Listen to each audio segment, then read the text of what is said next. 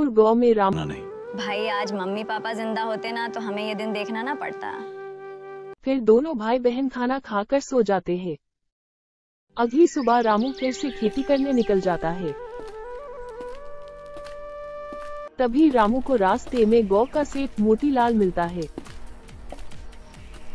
अरे रामू, सुबह सुबह कहाँ चल बसे? खेती करने जा रहा हूँ सेठ जी, क्या कुछ काम था आपको? हाँ रामू, बाजार से घर के लिए लकड़ियाँ लानी थी, ला दोगे क्या? हाँ सेठ जी, मैं आपके घर लकड़ियाँ लेके आ जाऊंगा। फिर रामू वहाँ से निकल जाता है। रामू खेती करके बाजार से लकड़ियाँ लेकर सेठ जी के घर जाता है।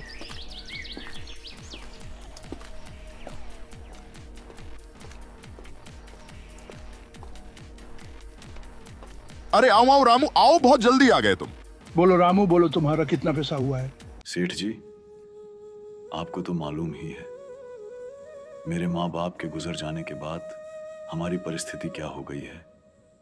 ऐसे मिल गए होते तो अच्छा होता। पैसे तो दे तो दूंगा, लेकिन ब्याज समेत वापस भी लूंगा। ठीक है सेठ जी, मैं आपको पैसे ब्याज समेत वापस दे दूंगा। रामू सेठ जी से पैसे लेकर घर आता है।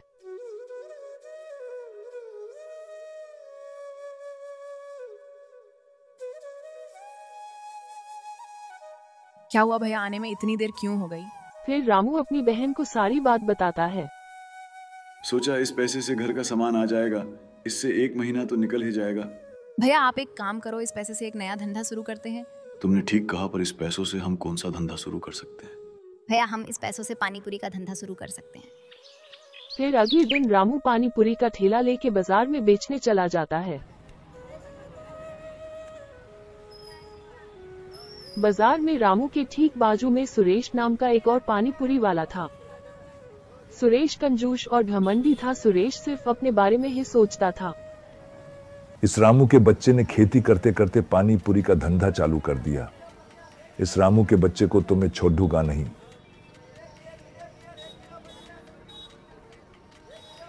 अरे रामू, खेती करते करते पानी पूरी का धंधा कब से चालू कर दिया? बस आज से ही चालू किया है, तो फिर खिला ही दो।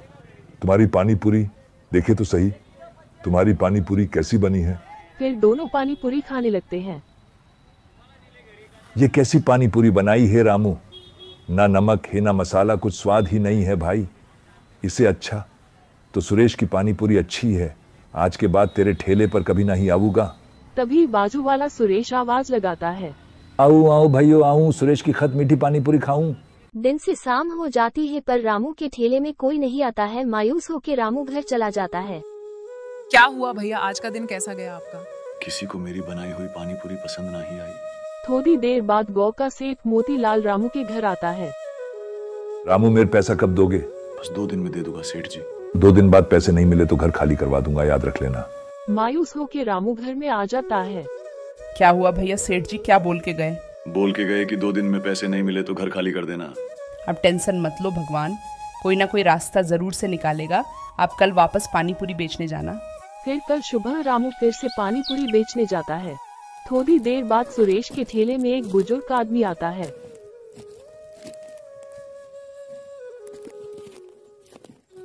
बेटा, 2 दिन से कुछ भी नहीं खाया है, थोड़ा सा मुझे भी खिला दो, भगवान आपका भला करेगा। अरे जाओ यहाँ से, पता नहीं कहाँ कहाँ से आ जाते हैं। बुजुर्ग आदमी दुखी मन से वहाँ से निकल जाता है। बुजुर्ग आदमी रामू के ठेले में आता है। बेटा, मेरे पास तो पैसे नहीं है, तुम ही मुझे कुछ खिला दो।